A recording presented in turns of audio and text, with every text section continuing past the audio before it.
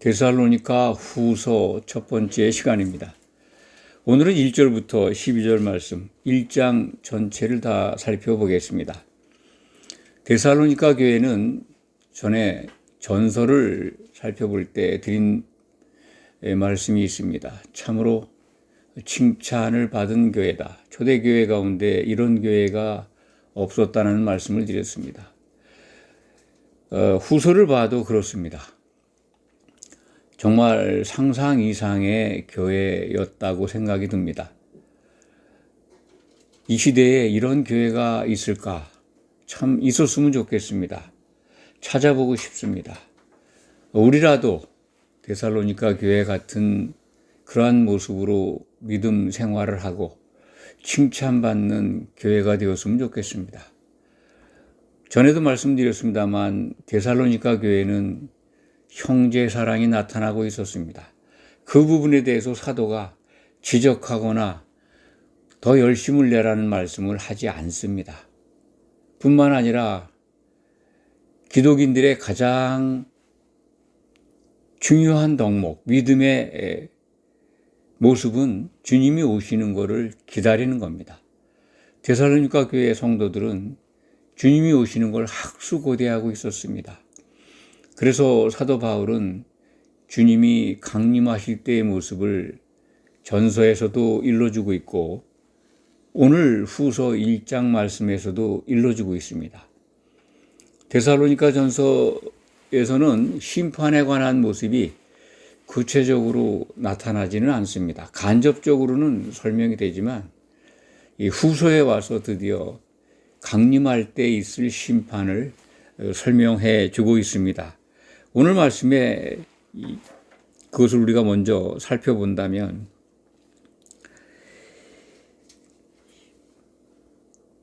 공의로운 하나님의 심판이 임할 것이다.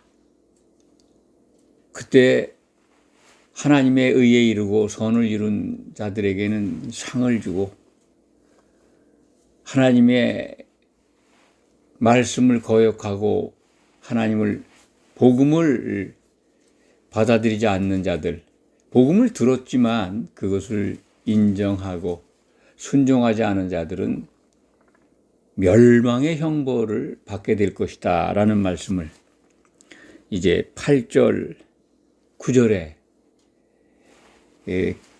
기록되어 있습니다. 그렇게 사도는 이 시대의 우리 교회에게도 알려주고 있는 겁니다. 심판이 있는 것을 구체적으로 지금 데살로니가 교회에 기록하고 있습니다. 보낸 편지, 두 번째 편지 속에서 그것을 말씀하고 있습니다.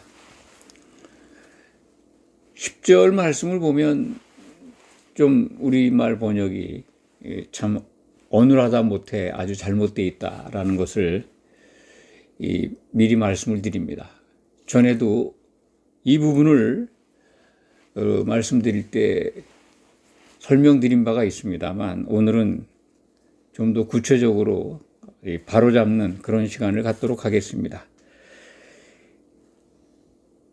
사도 바울은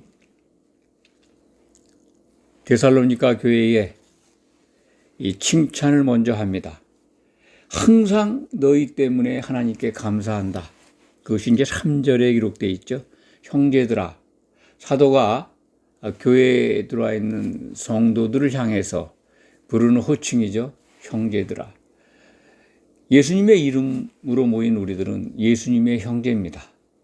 예수님이 또 그렇게 부르셨습니다.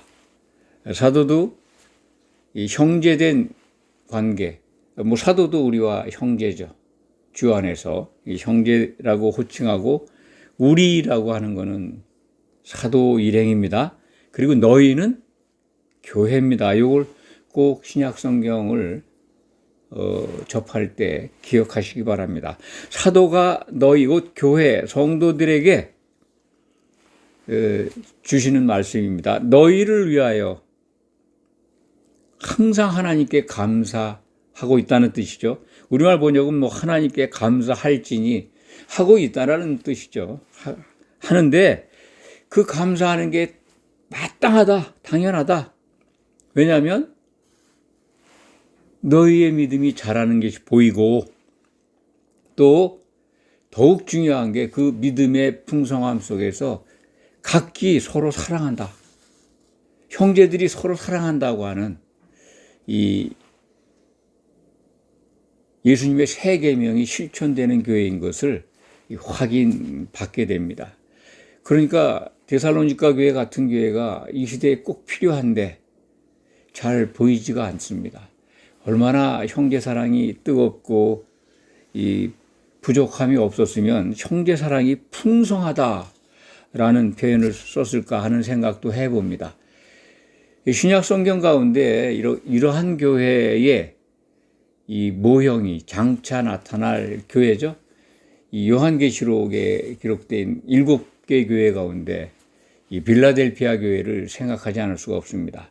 빌라델피아 교회는 7년 환란 시험의 때를 면제받습니다. 그런데 그 시험의 때를 면제받는 위례에 우리가 이 7년 환란 가운데 그렇게 믿음을 지키는 교회를 미리 보게 되는데, 초대교회 당시에 그 모델이 실질적으로 나타나 있었다 하는 것을 확인받습니다. 그것이 데살로니가 교회다. 형제 사랑을 나타내고 온갖 박해와 환란 가운데 믿음을 지키고 있어요. 이 4절 말씀을 한번 같이 제가 읽고 말씀을 드리겠습니다. 그러므로 너희가 견디고 있는 모든 박해와 환난 중에서 너희 인내와 믿음으로 말미암아 하나님의 여러 교회에서 우리가 친히 자랑하노니. 데살로니가 교회에 나타나고 있는 그 환난과 박해를 인내하고 있는 성숙한 믿음, 그리고 나타나고 있는 형제 사랑, 그것을 자랑한다는 거죠. 다른 교회에. 그러니까 최고의 칭찬을 받고 있는 겁니다. 그 환난 받고 있는 형제들에게 위로를 보냅니다. 5절 이하가 그렇습니다. 너희에게 환난을 주는 자들은 예수님 오실 때 환난으로 갚을 것이다. 그리고 너희에게는 환난을 받고 있지만은 오늘 7절 말씀을 보면 사도와 함께 안식으로 갚으신다. 온전한 안식이죠. 그거 이제 천년왕국에 들어가는, 예수님 나라에 들어가는 이 성도의 궁극적인 믿음의 목적이죠. 혼인 만찬에서 하나님을 찬송하고 그리고 그 이후에 이루어지는 그리스도의 나라에 들어가는, 안식에 들어간다라고 하는, 참 성도가 듣고 싶은 말씀이죠. 그렇게 하는 것이 하나님의 공의라는 겁니다. 그러니까 하나님의 심판이 있는데 그것은 하나님의 공의가 집행되는 것이다.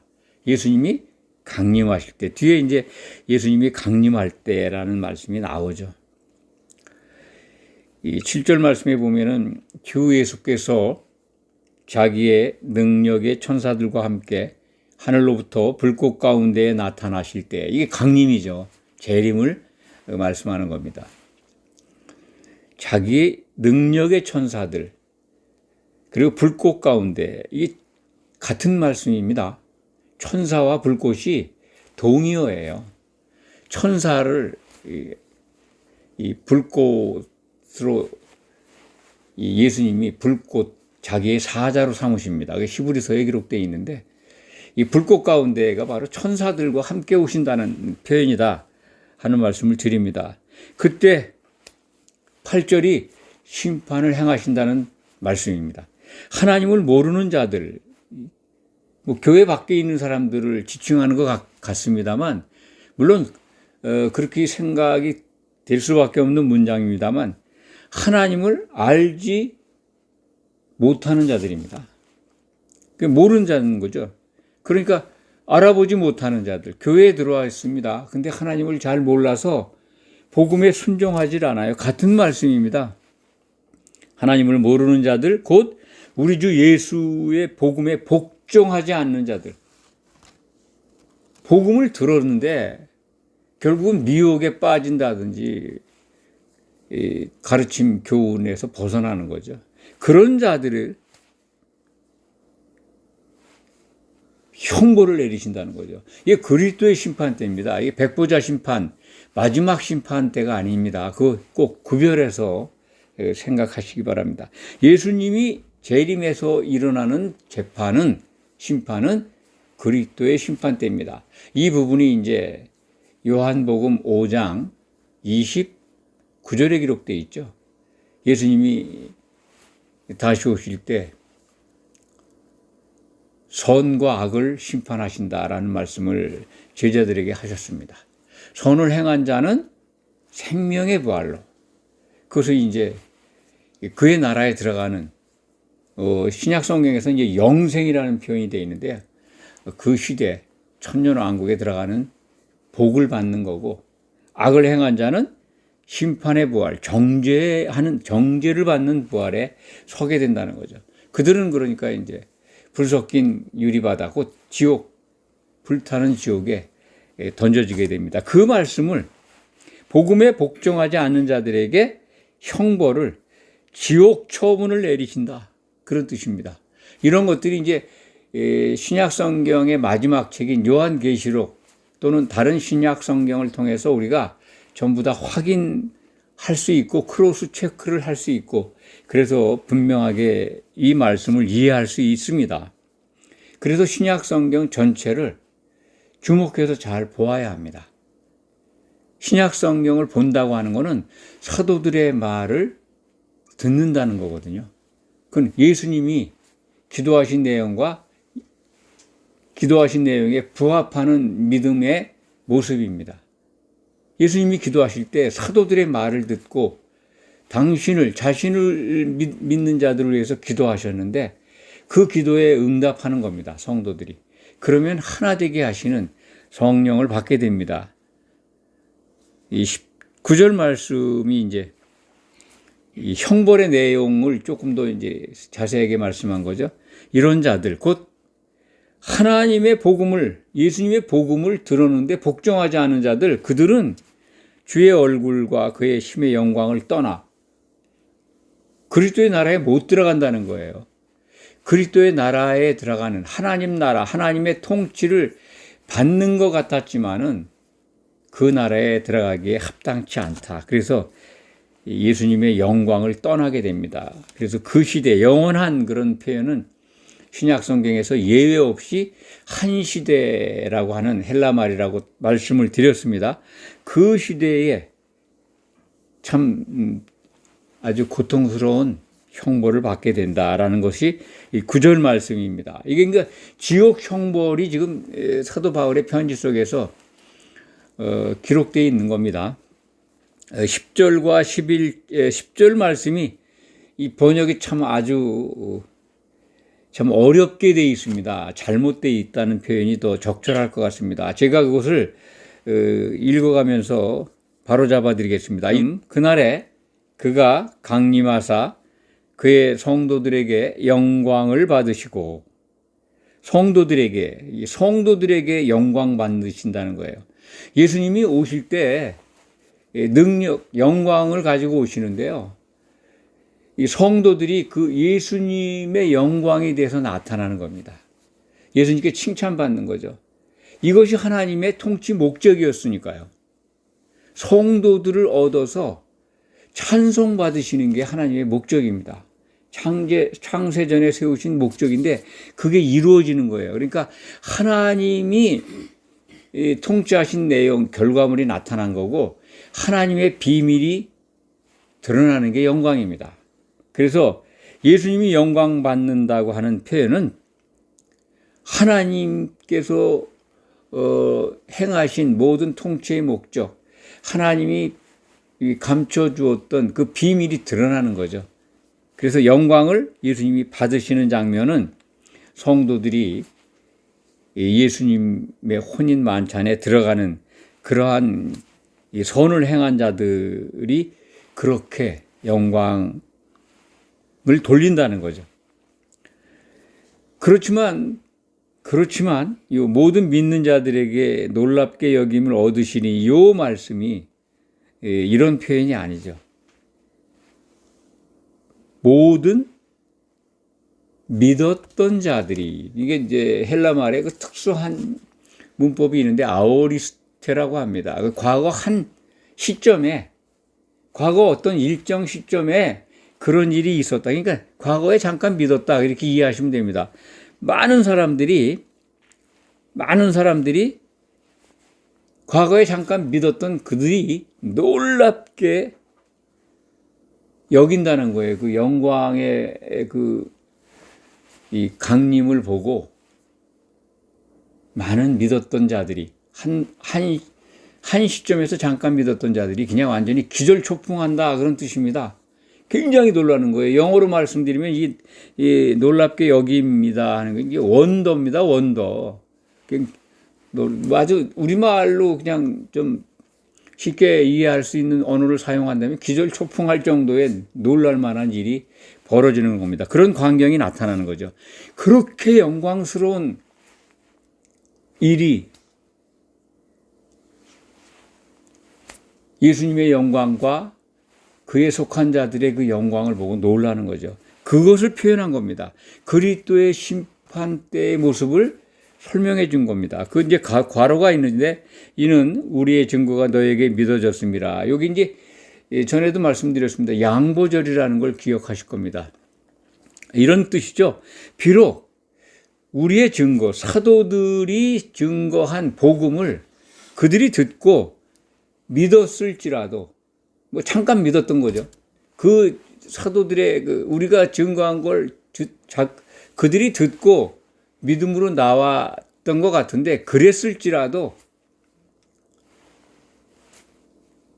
심판 때에서 탈락하는 많은 사람들은 예수님 오실 때 참 탈락의 놀라움, 또 예수님과 성도들이 한 몸을 이루어서 그 영광에 들어가는 그것을 목도하는 그것에서 참 기가 막힌 놀라움, 이런 것들이 한꺼번에 몰려올 것 같습니다. 여러분들도 그렇게 상상을 해 보시기 바랍니다.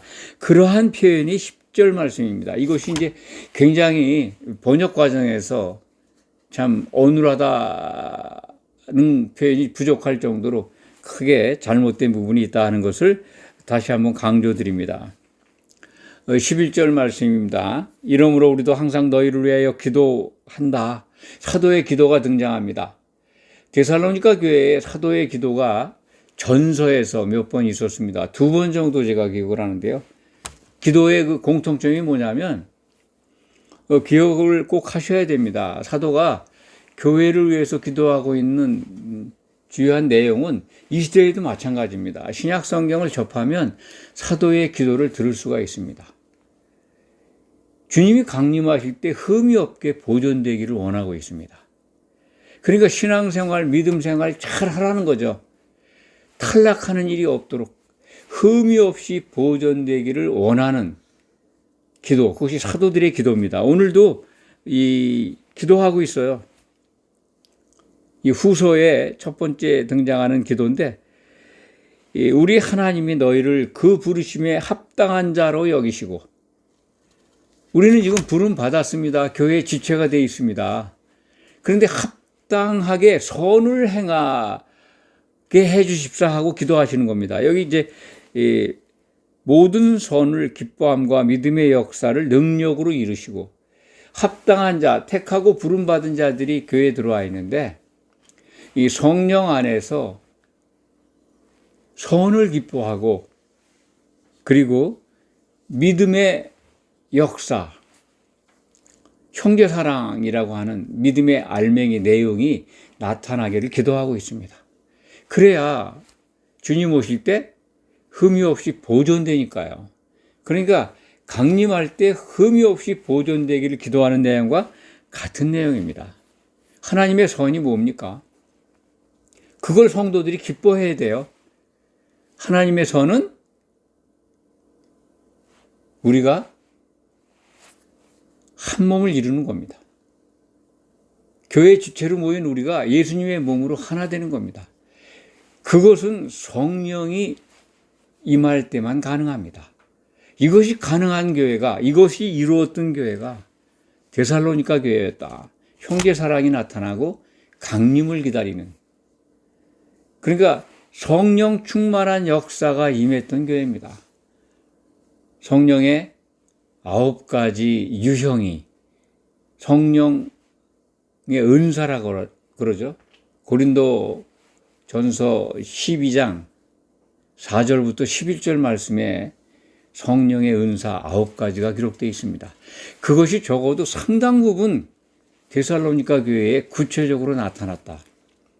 그러니까 성령이 참 강력하게 풍성하게 역사를 했기 때문에 이들이 이러한 믿음을 보여주고 있다. 이들이 잘났거나 특별한 능력이 있었던 건 아닙니다.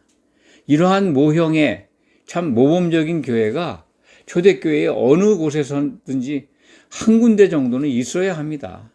그래서 우리로 하여금 그 교회를 바라보고 그것을 사모하고 그런 교회를 이루도록 애쓰는 그런 복음을 받는 성도와 교회가 나타나기를 하나님은 원하셨고 그것을 예비해서 이렇게 우리에게 성경을 통해서 볼 수 있게 하신 겁니다.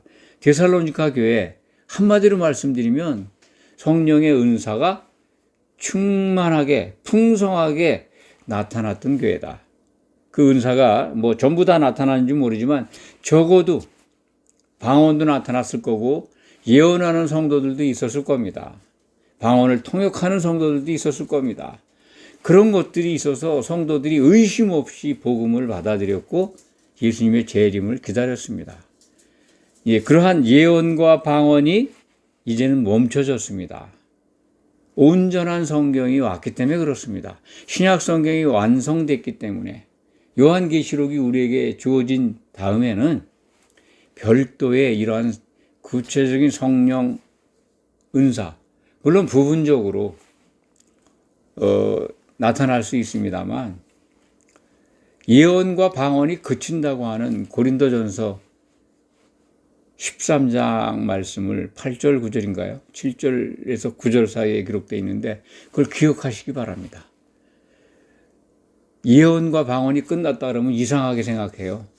있을 수 있습니다만 요한계시록에 기록되어 있는 예언, 마지막 예언과 같아야 합니다. 그것을 검증했을 때 일치해야 합니다. 그것과 다르다 그러면 가짜입니다. 가짜에 빠지지 마시기 바랍니다.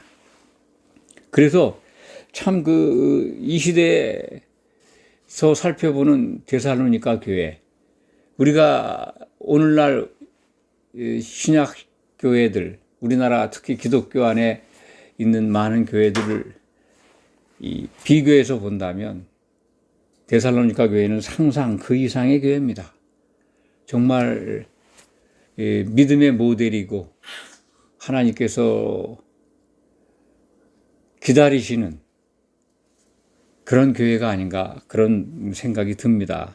12절 말씀 읽겠습니다. 우리 하나님과 주 예수 그리스도의 은혜대로 우리 주 예수의 이름이 너희 가운데 영광을 받으시고 너희도 그 안에서 영광을 받게 하려 함이라. 이게 기도의 목적이죠. 예수님의 영광에 들어가기를 원한다. 그리고 너희가 곧 예수님의 영광이 되기를 원한다는 겁니다. 이게 뭡니까? 우리가 한 몸을 이루어서 그리스도의 심판대에서 양으로 구별돼서 혼인잔치에 들어가는 거죠. 그걸 지금 보여주고 있는 겁니다. 혼인잔치에 참석하는 그 영광, 최고의 복을 구체적으로 말씀은 안 하지만 이 내용이 그겁니다. 우리가 성도들이 예수님의 영광에 들어간다. 또 예수님의 영광이 우리에게 임한다. 그것은 한 몸을 이루는 거 아닙니까? 그리스도의 몸인 교회, 곧 어린 양의 신부로 완성되는 겁니다. 우리들 영광 가운데 예수님이 자리하세요. 예수님의 영광 가운데 우리가 그 안에 들어가요. 이게 같은 말씀입니다. 이러한 교회를 우리가 만나야 되지 않겠습니까?